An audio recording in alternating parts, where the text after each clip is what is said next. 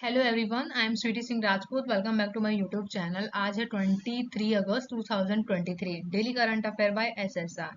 सो आज देखो 23 अगस्त भी हो चुका है, यानी कि जो हमारा पूरा मंथ है वो भी खत्म होने वाला है। तो आप लोगों ने क्या क्या टारगेट रखे थे और कितना आपने अचीव कर लिया है, इस बात का ध्यान रखिएगा। अब हम यहाँ पे बात करेंगे लेक्चर के बारे में। लेक्चर जो है आज का बहुत ज्यादा इंपॉर्टेंट है और प्लीज आप वीडियो क्लास तक जरूर बने रहिएगा, ताकि आपको हर एक क्वेश्चन जो कि टॉप 10 क्वेश्चंस हैं उन सभी को आप अच्छे से समझ सकें विद बैकग्राउंड इन्फॉर्मेशन के साथ। हम यहाँ पे करेंगे क्विक रिवीजन। तो चलिए करते हैं स्टार्ट। अगर आप मेरे चैनल पे न्यू हैं तो प्लीज आप मेरे चैनल को सब्सक्राइब करना ना भूलें और बेल आइकन पे प्रेस जरूर कीजिए, ताकि जो भी वीडियोस हैं उन सभी की नोटिफिकेशन आप तक पहुंच जाए। आपको कमेंट बॉक्स में लिखना है जय हिंद जय भारत। और अब करते हैं हम यहाँ से क्विक रिवीजन। तो फर्स्ट क्वेश्चन आप सभी के सामने है, अभी हाल ही में विश्व फोटोग्राफी दिवस कब मनाया गया है? तो 19 अगस्त को ही मनाया गया है, विश्व फोटोग्राफी दिवस को मनाया है। नेक्स्ट है, किसे पावर फाइनेंस कॉर्पोरेशन के सीएमडी के रूप में नियुक्त कर लिया गया है? तो अभी हाल ही में पावर फाइनेंस कॉर्पोरेशन के सीएमडी के रूप में चुने गए हैं, इनका नाम है परमिंदर चोपड़ा। तो परमिंदर चोपड़ा जी को बना दिया है पावर फाइनेंस कॉर्पोरेशन के सीएमडी के रूप में इन्हें चुन लिया गया है। नेक्स्ट है, भारत के पहले 3D मुद्रित डाकघर का उद्घाटन कहाँ किया गया है? तो बेंगलुरु में किया गया है अभी हाल ही में 3D मुद्रित डाकघर का उद्घाटन। नेक्स्ट है, किस राज्य सरकार ने भगवान बिरसा मुंडा सड़क योजना का क्रियान्वयन की घोषणा कर दी है? तो महाराष्ट्र सरकार के द्वारा अभी भगवान बिरसा मुंडा की जो सड़क योजना चलाई जा रही है उसके ऊपर कार्य भी शुरू कर दिया गया है, ये बात कही गई है महाराष्ट्र सरकार के द्वारा। नेक्स्ट है, किसने व्यसन मुक्त बंगाल अभियान की शुरुआत की है? तो द्रौपदी मुर्मू ने अभी व्यसन मुक्त बंगाल अभियान की शुरुआत की है। नेक्स्ट है, देवेंद्र दत्ता का निधन हुआ है, वह कौन थे? तो देवेंद्र दत्ता एक शिक्षिकाविद थे, जिनका अभी हाल ही में निधन हो गया है। नेक्स्ट है, सरकार ने वास्तविक समय में बाढ़ की जानकारी प्रदान करने के लिए कौन सा ऐप शुरू किया है? तो अभी हाल ही में सरकार के द्वारा वास्तविक समय बताएगा ये ऐप, जो कि बाढ़ आने से करेक्ट 7 दिन पहले ये आपको इन्फॉर्म कर देगा कि किस जिले में, किस गांव में, किस राज्य में कहां से बाढ़ आने वाली है। तो ये आपको पहले ही 7 डेज पहले ही इन्फॉर्म कर देगा। तो इस ऐप का नाम रखा गया है फ्लड वॉच। नेक्स्ट है, निकारागुआ में अगले भारतीय दूत के रूप में किसे नियुक्त कर लिया है? तो सुमित सेठी को अभी हाल ही में भारतीय दूत बनाए गए हैं, जो कि निकारागुआ के बने हैं। नेक्स्ट है, भारतीय मूल के थरमन सनमुगुरत्नम ने किस देश के राष्ट्रपति चुनाव के लिए अर्हता प्राप्त की है? तो सिंगापुर के अभी इन्हें राष्ट्रपति चुनाव के लिए इन्हें अर्हता दे दी गई है, जो कि भारतीय मूल के हैं। इनका नाम है थरमन सनमुगरत्नम।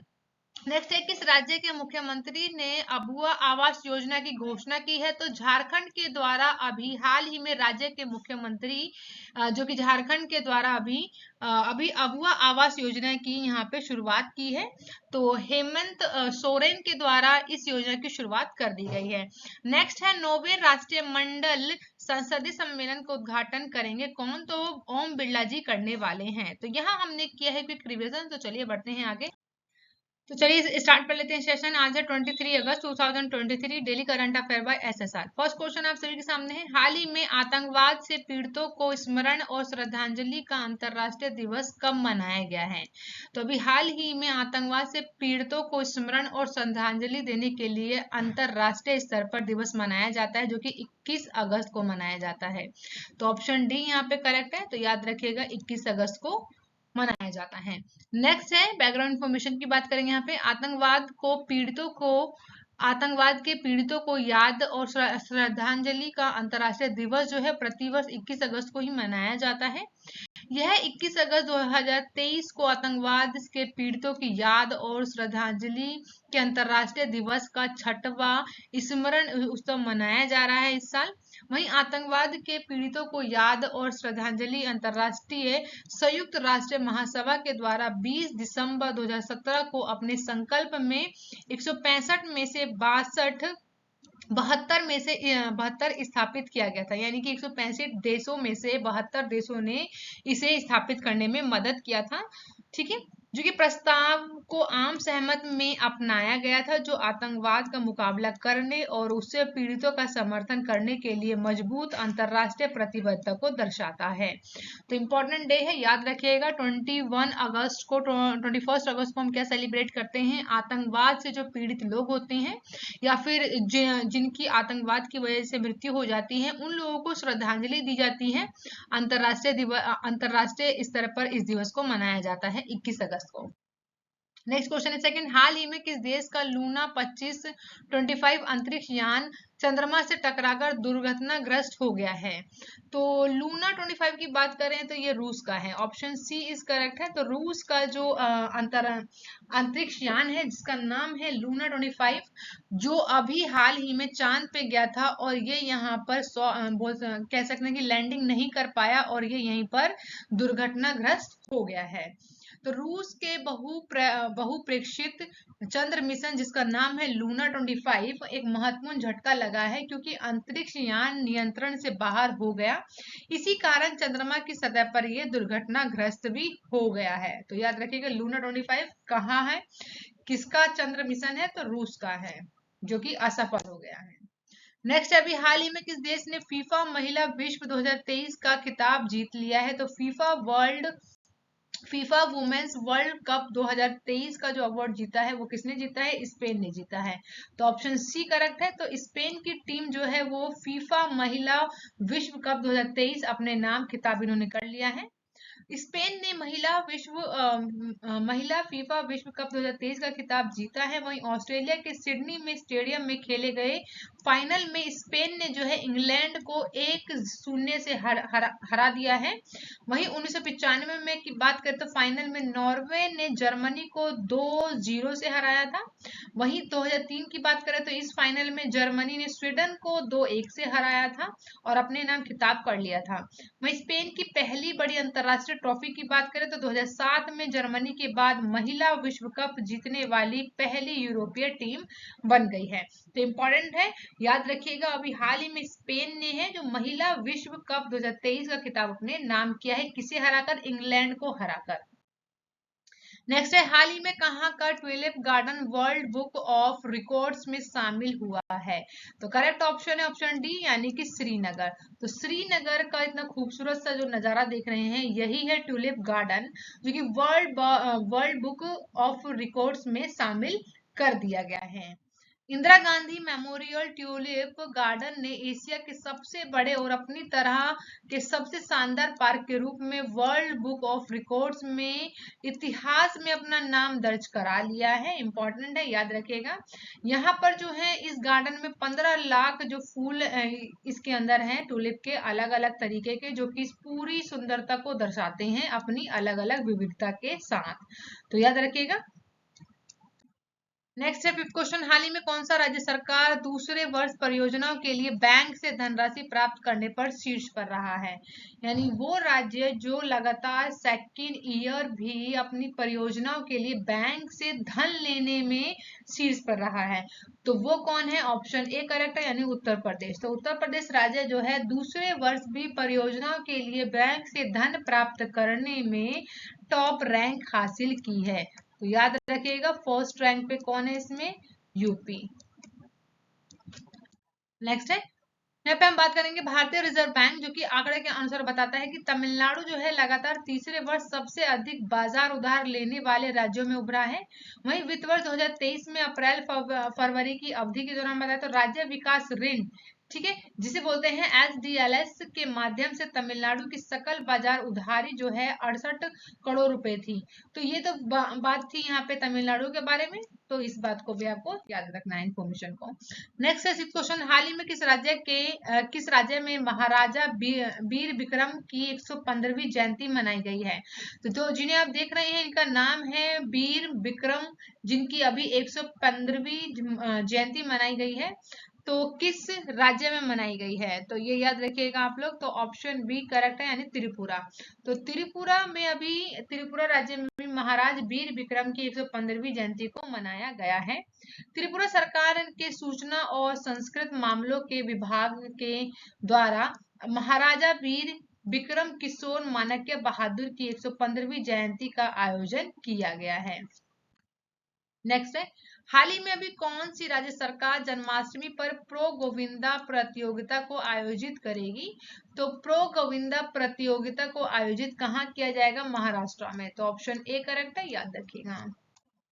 नेक्स्ट क्वेश्चन है 8th, हाल ही में भारत की अनहत सिंह ने एशियाई जूनियर स्क्वैश में कौन सा पदक जीता है? तो ये है इमेज में आप जिन्हें देख रहे हैं, इनका नाम है अनहत सिंह।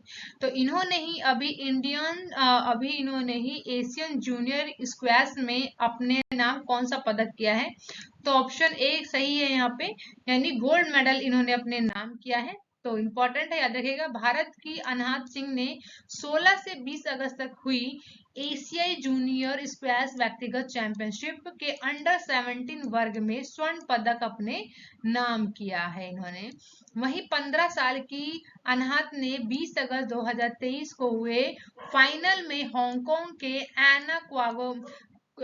एना क्वावेग को 3-1 से हराकर स्वर्ण पदक अपने नाम किया। तो इम्पोर्टेंट है, याद रखिएगा अनहत सिंह के बारे में। इन्होंने ही अभी एशियाई जूनियर स्क्वैश व्यक्तिगत चैंपियनशिप में इन्होंने अभी गोल्ड मेडल अपने नाम किया है। इसके बाद बात करें अगर, तो अनहत ने क्वार्टर फाइनल की, तो क्वार्टर फाइनल और सेमीफाइनल में मलेशिया की खिलाड़ी थी जिनका नाम है डायसली और विनीटी इसाबेल। तो इन्होंने इन्हें हराया था क्वार्टर फाइनल और सेमीफाइनल में। तो इम्पोर्टेंट है, याद रखिएगा।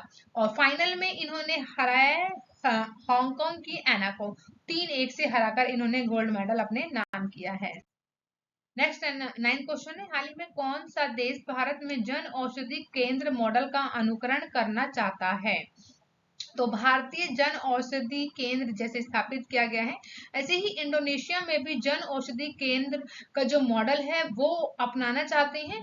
तो इंडोनेशिया देश है, तो इंडोनेशिया में भी अब भारत में जैसे जन औषधि केंद्र मॉडल के द्वारा लोगों तक जो है सस्ती दवाएं उपलब्ध कराई जा रही हैं, वैसे ही इंडोनेशिया भी चाहता है अपने देश में सभी लोगों को सस्ती और सुलभ दवाइयों को देना चाहता है, इसलिए जो है इस मॉडल को वो अपनाना चाहते हैं।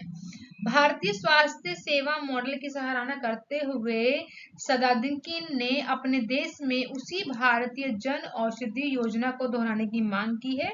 उनका ये भी कहना है कि इंडोनेशिया में मैं लोगों को बेहतरीन गुणवत्ता और कीमत की दवाएं उपलब्ध कराना चाहता हूँ। तो ये हमारे लिए गर्व की बात है कि अन्य देश भी हमारे जैसे भारतीय जन औषधि योजना है इसी की तरह मॉडल पे काम करना चाहते हैं अपने लोगों के लिए। नेक्स्ट क्वेश्चन है 10, हाल ही में अभी बीपीसीएल में किसे अपना ब्रांड एम्बेसडर नियुक्त कर लिया है? तो बीपीसीएल की बात करें तो अभी जो है ब्रांड एम्बेसडर बना दिए गए हैं, इमेज देख के आप लोगों को पता ही चल गया होगा। तो राहुल द्रविड़ को, ऑप्शन सी करेक्ट है यहाँ पे। तो राहुल द्रविड़ जो हैं अब बन गए हैं बीपीसीएल के न्यू ब्रांड एम्बेसडर के रूप में इन्हें चुना गया है।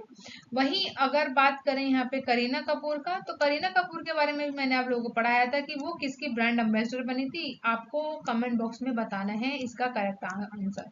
बहुत इजी है, आई होप आप सभी जरूर बताएंगे।